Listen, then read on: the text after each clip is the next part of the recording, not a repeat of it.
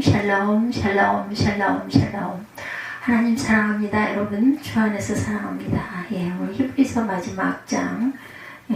지난주에는 1절에서 8절까지, 오늘은 16절에서 마지막 25절까지 다시 한번 히브리서 내용을 깊이 묵상합니다. 예화예요.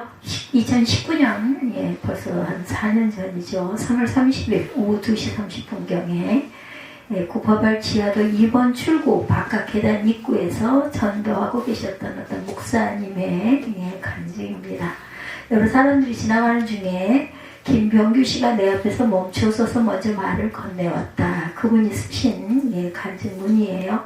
목사님 여기서 뭐 하세요? 그를 알게 된 것은 2010년 가을쯤이니 벌써 9년 전 일이다. 진지하게 마음이 담긴 대화를 한 번도 같이 나눠본 적이 없었다. 왜냐하면 항상 그는 나와의 대화를 꺼려하고, 그런 사람 있죠. 일정한 간격을 항상 두고 교회 건축 과정과 건축 이후의 사역을 반대해온 주인공 중에 앞장섰던 인물이다. 교회를 아마 건축하셨거나 한 분이겠죠. 내가 인사하고 악수를 청하면 내 이름 부르지 마세요 하고 나를 거부하고 악수는커녕 대화조차 이어가길 꺼려했던 그와 어제 처음으로 악수를 나누었다. 알 것 같아요. 이렇게 막 계단에서 예수 믿으라고 소리 지르면서 외치면서 전도하니까 그렇게 싫었겠죠. 이분은 뻔합니다. 그가 미소 띈 표정을 짓는 얼굴을 나는 처음으로 가까이에서 봤다. 거의 10여 년 만에. 제가 토요일이면 이곳에서 전도합니다. 그러세요? 오늘 날씨도 추운데 고생하시네요. 그가 짧은 몇 마디를 나누면서 전도주와 물티슈를 건네면서 지하철 안에서 읽어보세요 하고 말했더니 거부하지 않고 받아들었다. 바로 뒤따르던 청년이 우리의 대화 광경을 지켜보기에 아마 아들인가 보다 하고 여겨서 아들이냐고 물었더니 그렇다고 했다. 아들이 뒤에 함께 있었나 보죠.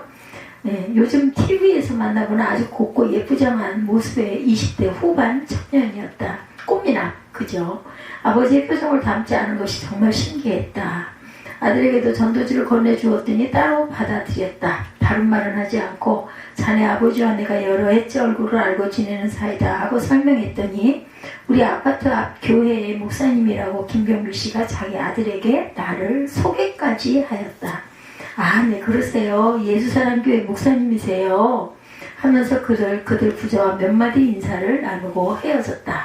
한 10여 년 만에 처음으로 만나가지고 이만큼 진척 있고 악수까지 하고 전도지도 받아들고 해서 너무나 반가웠다는 거죠. 참나. 살다 보면 이런 순간도 있네 하고 생각하며 1시간 가까이 전도를 하였다. 늘 말하지만 히브리서는 누가 썼는지 분명하지가 않아요. 그렇죠? 바울, 아볼로, 또한 본문인 히브리서 그 13장 22절에 권면의 말을 했다는 근거에 의해서 권면과 위로의 사람 바나바, 의사 누가, 아볼로에게 성령에 관하여 가르칠 정도의 성경 실력이 있었고 성령의 은사를 받았던 브리스길라와 아굴라, 이런 사람들이 다 히브리서를 썼겠지라고들 짐작들 한다는 거죠.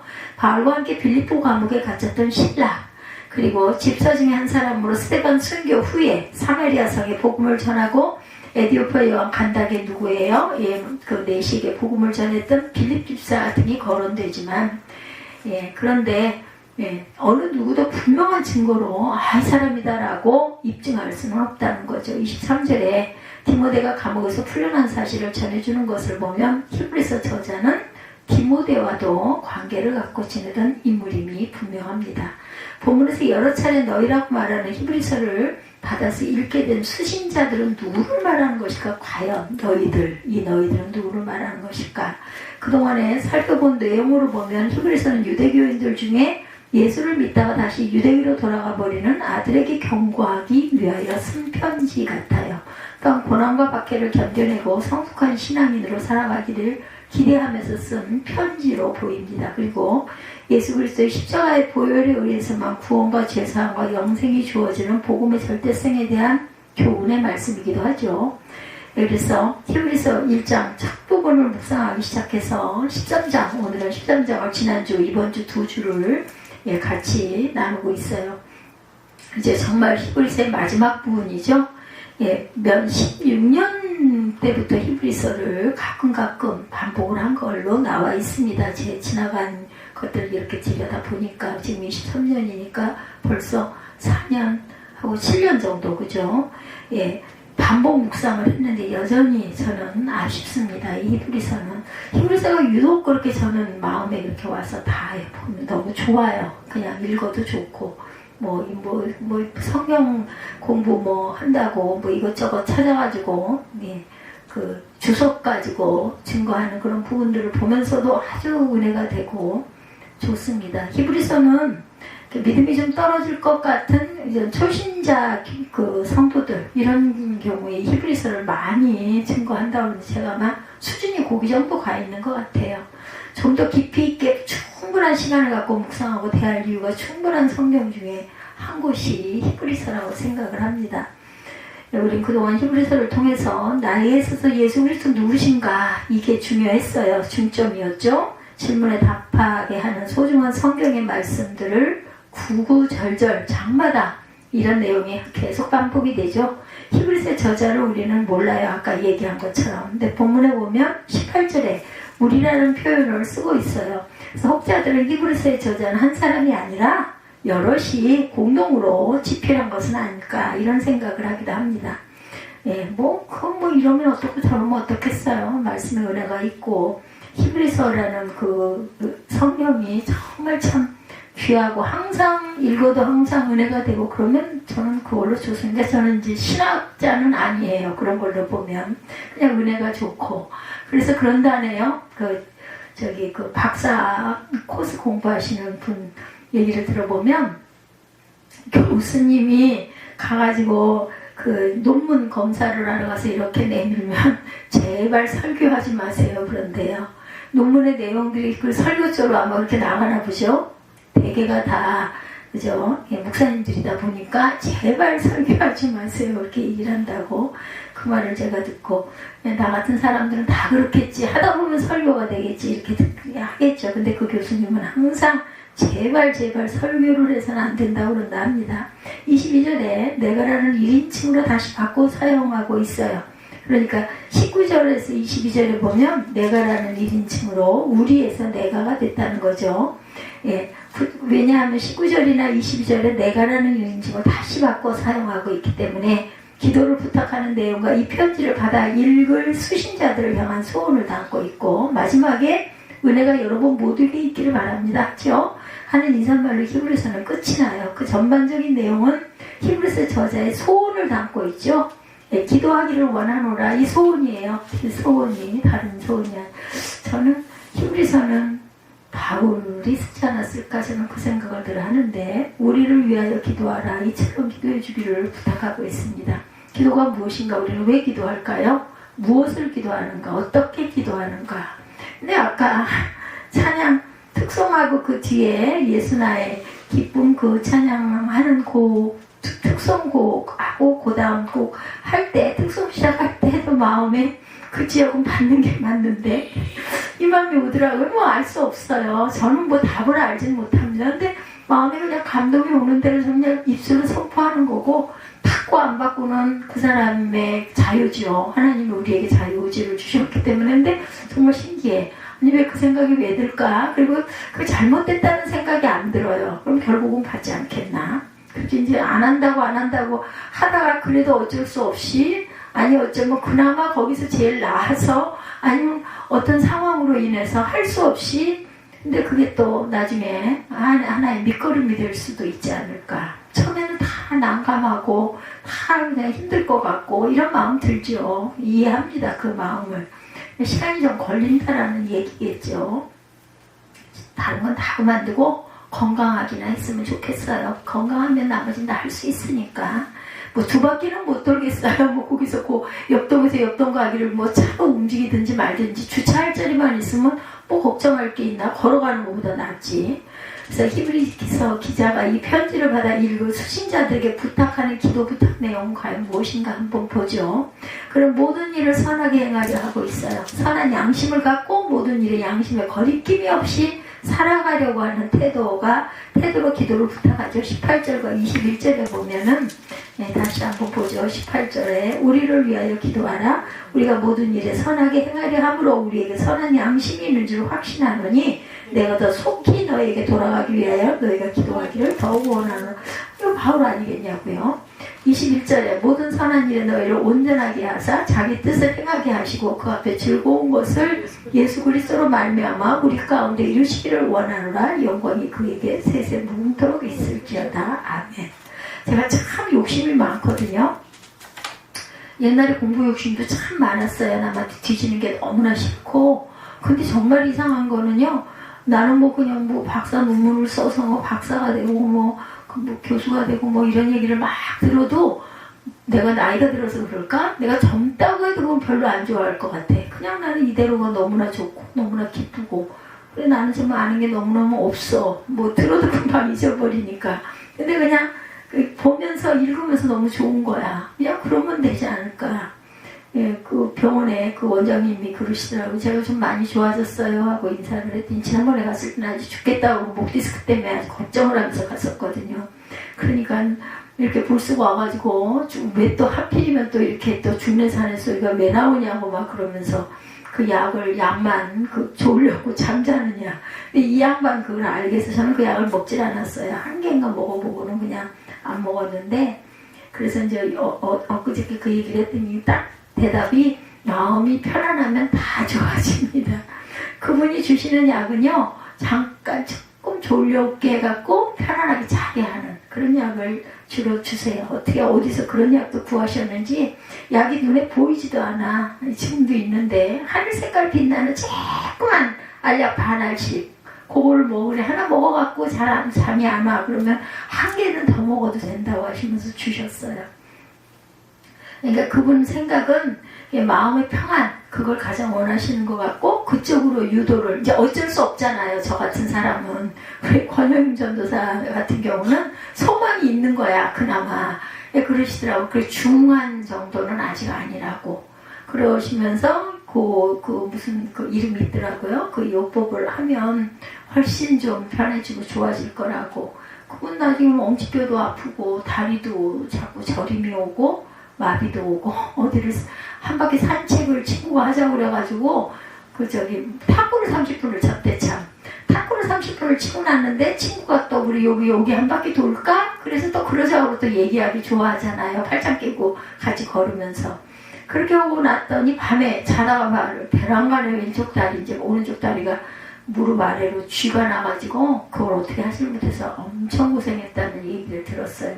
그러니까 몸은 그게 힘이 들었던 건데 그냥 얘기하고 떠드는 거 좋아가지고 팔짱 끼고 그건 운동도 아니야. 그냥 얘기하려고 그냥 걸으면서 수다를 떠는 것일 뿐이지. 그러니까 몸은 죽겠으니까 자다 말고 벼랑간에 쥐가 나니까 옆에 남편이 있어 봤댔자 방도 따로 쓰는 것 같더라고요.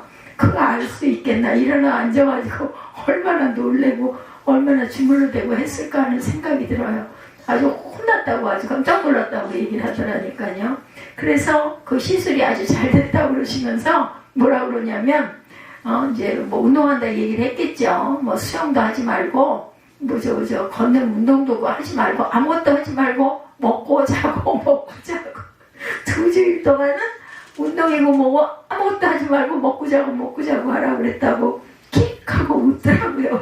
올려놓고. 그러니까 이게 편안하게 그냥 제발 좀 몸을 들볶지 말고 쉬고 먹고 자라 이 얘기야. 속으로 내가 그렇게 했다가는 얼마나 하마가 될까.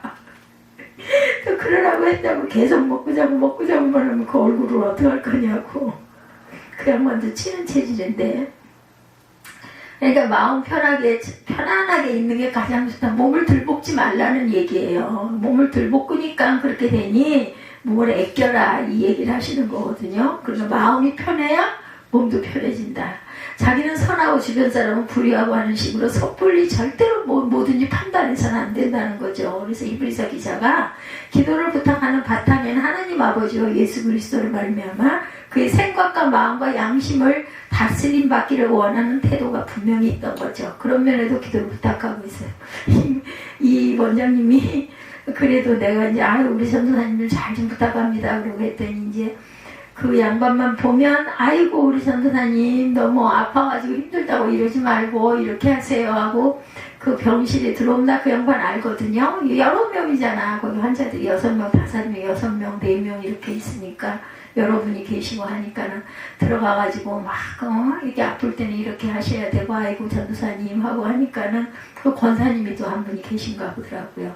그래서 먹을 걸 그렇게 주신대요 그분이. 그래서 내가 아이고 또 전도사님이라고 대접하느라고 섬기느라고 막 열심히 먹을 거 주시나 보네. 점심을 못 먹었어 그날. 시간이 넘어가가지고. 아니 병실에 먼저 입원을 좀 시켜주고 나서 엑스레이를 찍든지 MRI를 찍자고 하는데도 구태여 가가지고 갔다 오라고 가방을 들고 왔는데요. 이거 저 진포다리가 또 하나를 싸놨어. 내가 혹시 모르니까 준비하라고 그랬거든요. 그러니까 그 간호사도 참 이상해. 자기가 맡아주겠다고 가방도 적지도 않아요. 그 가방을 맡아주면서까지 가서 MRI랑 피검사랑 이런 거 하고 오라고. 우리는 이제 못 기다리고 왔죠. 검사하는데 1시간이 넘게 걸린다고 하니까 막 가라고 그러더라고요. 아니면 점심을 먹으러 가자고.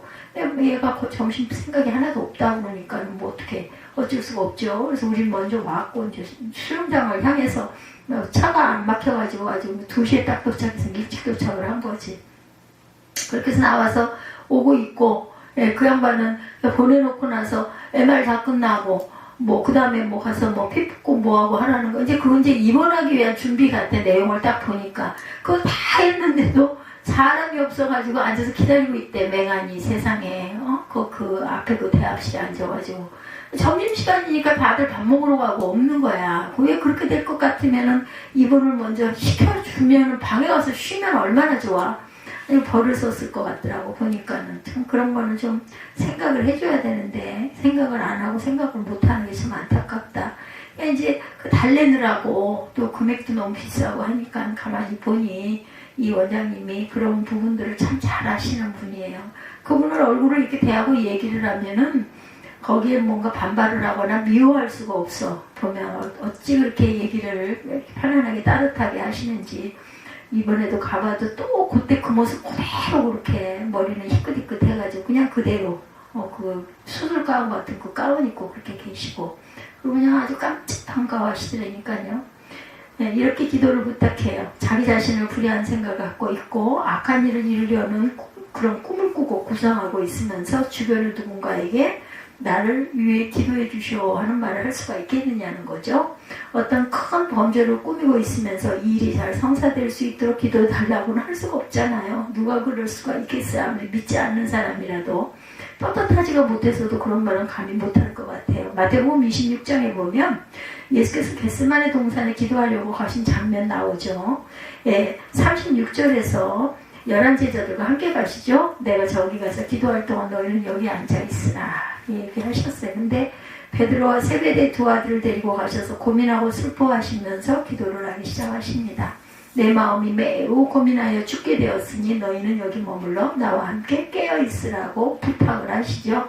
이 장면을 유심히 보면 처음에는 가룟 유다가 떠난 11제자에게 여기 앉아있으라고 하셨어요. 그리고 정말 앉아서 베드로와 야고보와 요한을 데리고 가셔서 나와 함께 깨어있자라고 말씀을 하셨어요. 그리고 조금 나가셔서 그러니까는 베드로와 야고보와 요한을 거기다 놔두고 조금 떨어진 데 가셔가지고 기도를 다시 하신 거예요.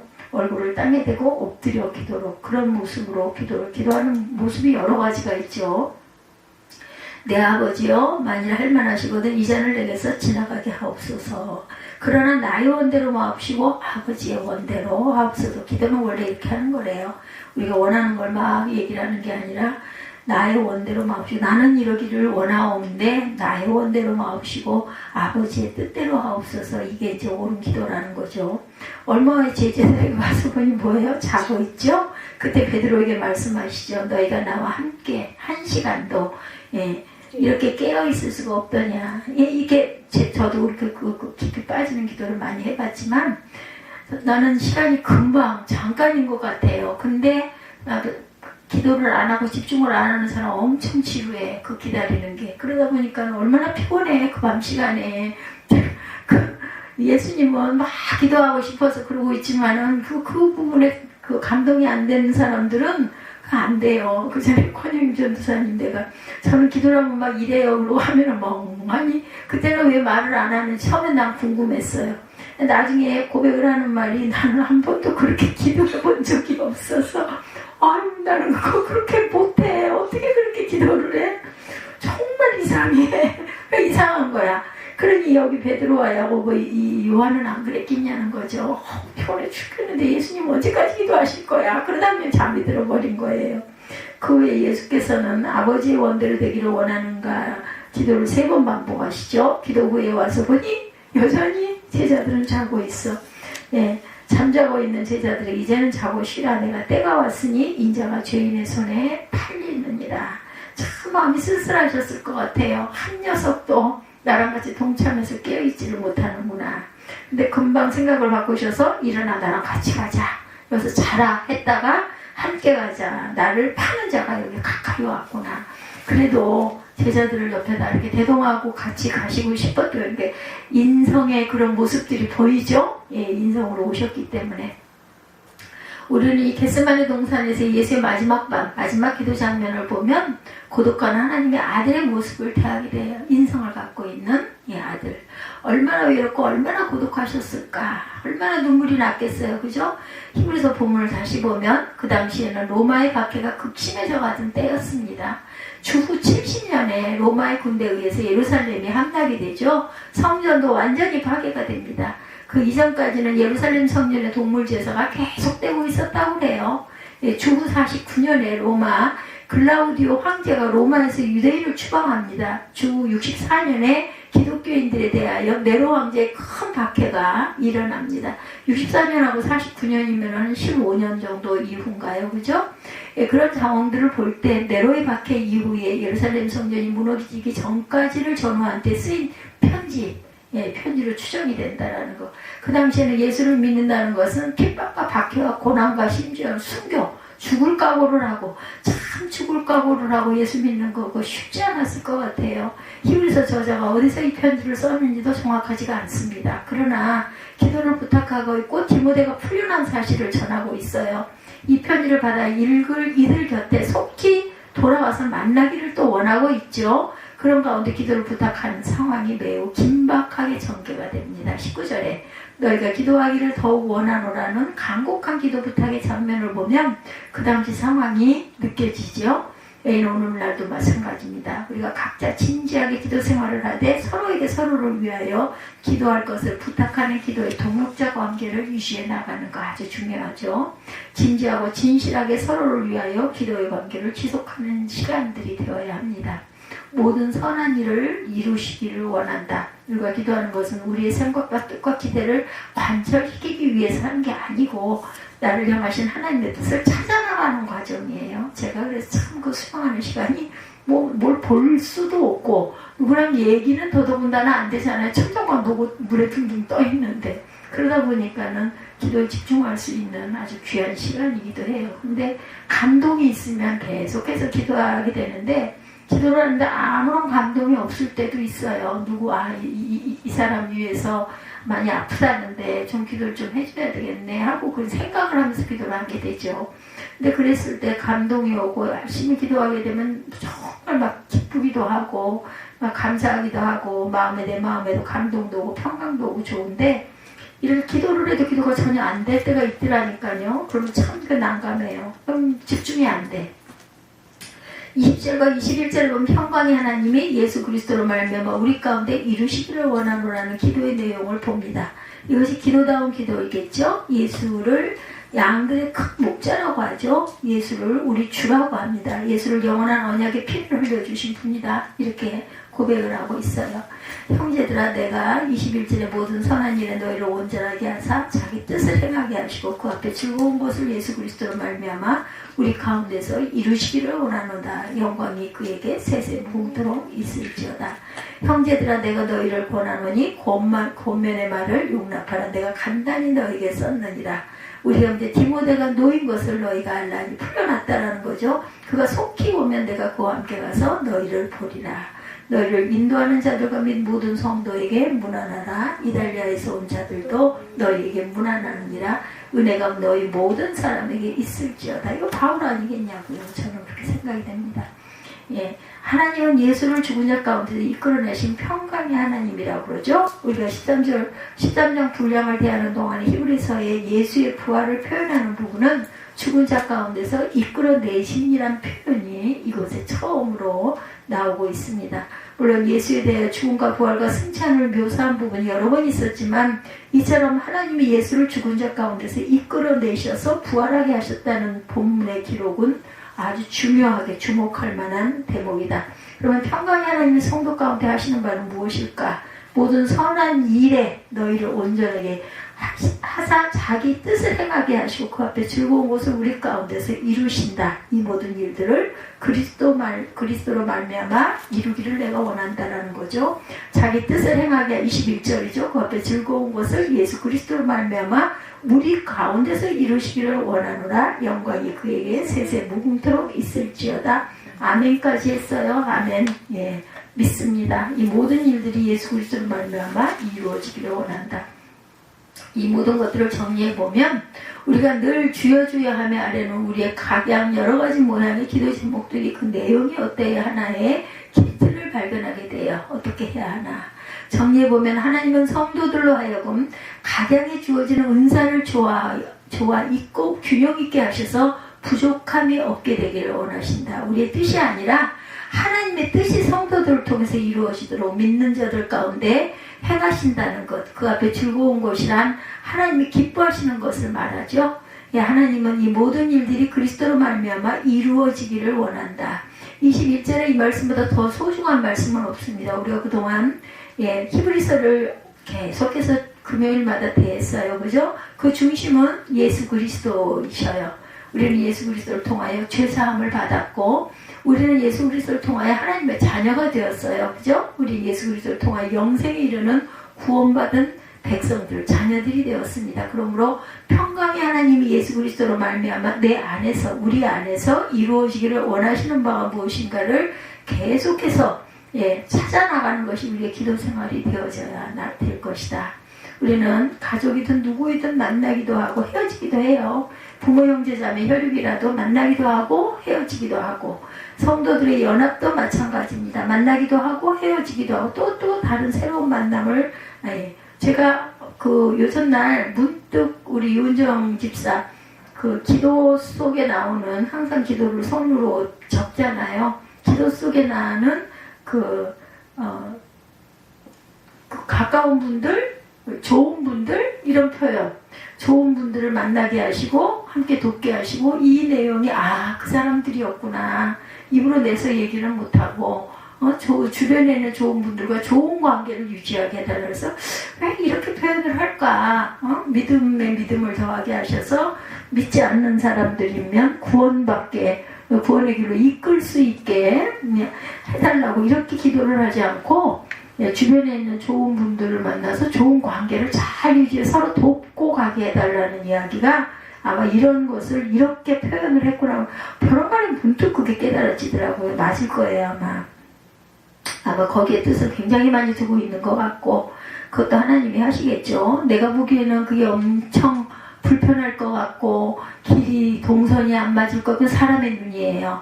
근데 만약에 그게 그 길로 가는 게 맞다고 하면은 자꾸 어떤 그런 변화 속에서 어려움이 자꾸 일어날 겁니다. 그리고 본인이 깨달아서 그 길로 따라가게 되면 잘 풀리겠죠. 그렇지 않고 열심히 반대하고 안 하려고 하고 하면 어려운 일들이 더 일어날 겁니다.